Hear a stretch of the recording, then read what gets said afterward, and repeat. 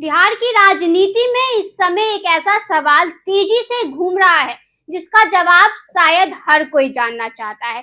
एक ब्राह्मण युवक की मौत होती है, लेकिन सबसे पहले उसकी लड़ाई लड़ते हुए दिखाई देते हैं दलित नेता। एक नहीं, दो नहीं, बल्कि लगातार तीन बड़े चेहरे इस मामले में सक्रिय हो जाते हैं। आखिर ऐसा क्यों? क्या है यह सिर्फ इंसानियत है या फिर इसके पीछे छिपा है बिहार की राजनीति का कोई बड़ा खेल?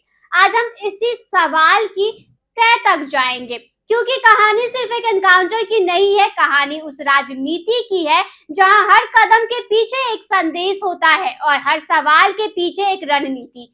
पूरा मामला भोजपुर के बिलौटी गांव से जुड़ा है, जहां पुलिस कार्रवाई में भरत भूषण तिवारी की मौत हुई।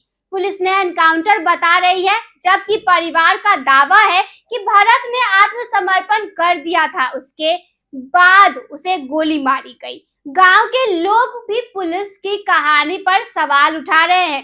मामला इतना गंभीर हुआ कि सरकार को हाई कोर्ट के सेवानिवृत्त न्यायाधीश से जांच कराने का फैसला लेना पड़ा। लेकिन इसी बीच राजनीति ने ऐसी करवट ली कि पूरा फोकस जांच से हटकर नेताओं की गतिविधियों पर आ गया। सबसे पहले केंद्रीय मंत्री जीतन राम मांझी सामने आए। उन्होंने कहा कि उन्हें पुलिस कार्रवाई में कोई बड़ी गड़बड़ी नजर नहीं आती। उनका कहना था कि कानून अपना काम कर रहा था और बिना पूरी जांच के पुलिस पर सवाल उठाना ठीक नहीं होगा। यही तक मामला रहता तो शायद इतनी चर्चा नहीं होती। लेकिन मांझी का बयान सामने आने के कुछ ही समय बाद अचानक केंद्रीय मंत्री चिराग पासवान सीधे बिलौटी पहुंच गए।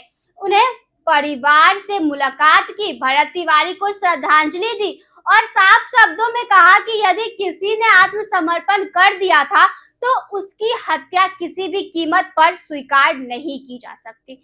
उन्होंने पुलिस और प्रशासन की भूमिका पर गंभीर सवाल उठाए और दोषियों के खिलाफ कार्रवाई की मांग कर दी। अब सवाल उठने लगा है कि आखिर एनडीए के दो बड़े नेता एक ही मामले पर बिल्कुल अलग अलग बात क्यों कर रहे हैं। और इससे पहले कि इस सवाल का जवाब मिलता, एक और बड़ा चेहरा बिलौटी पहुंच गया।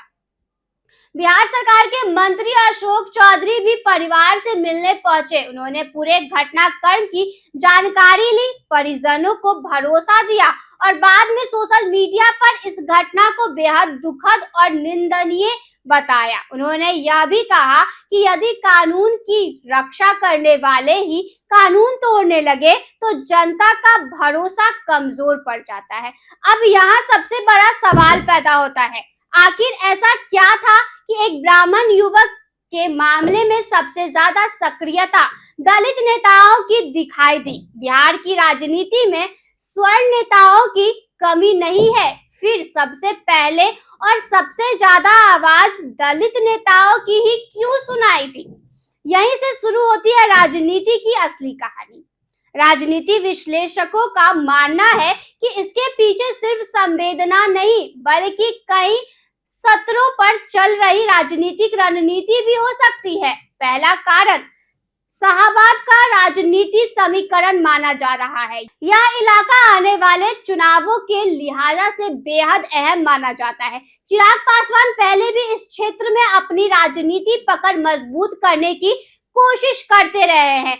ऐसे में किसी संवेदनशील मुद्दे पर सीधे गांव पहुंचना उन्हें एक ऐसा नेता की छवि देता है जो सिर्फ एक समाज नहीं बल्कि हर वर्ग की बात करता है। दूसरी तरफ जीतन राम मांझी का अपना अलग राजनीतिक आधार है।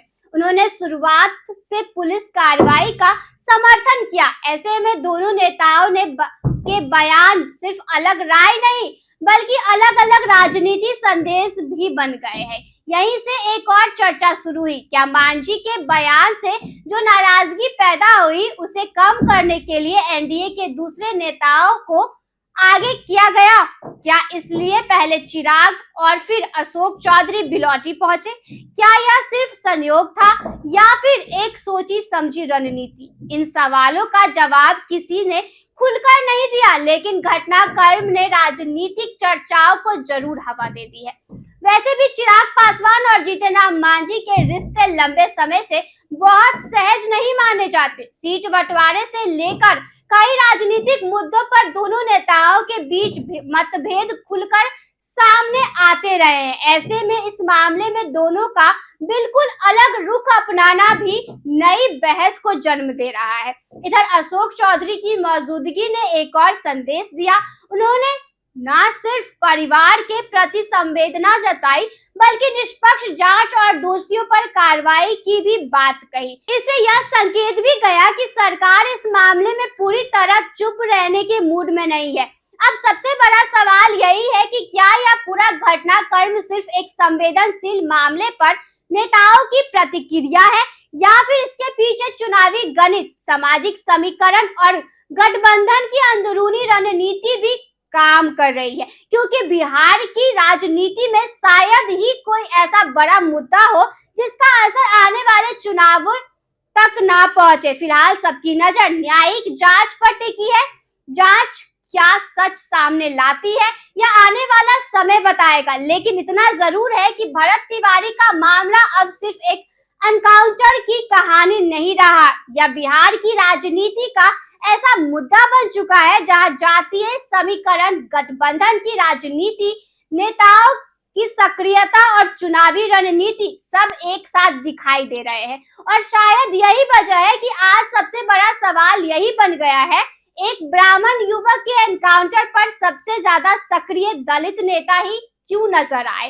क्या यह सिर्फ इंसानियत है, या फिर इसके पीछे छिपा है बिहार की राजनीति का अगला बड़ा दांव?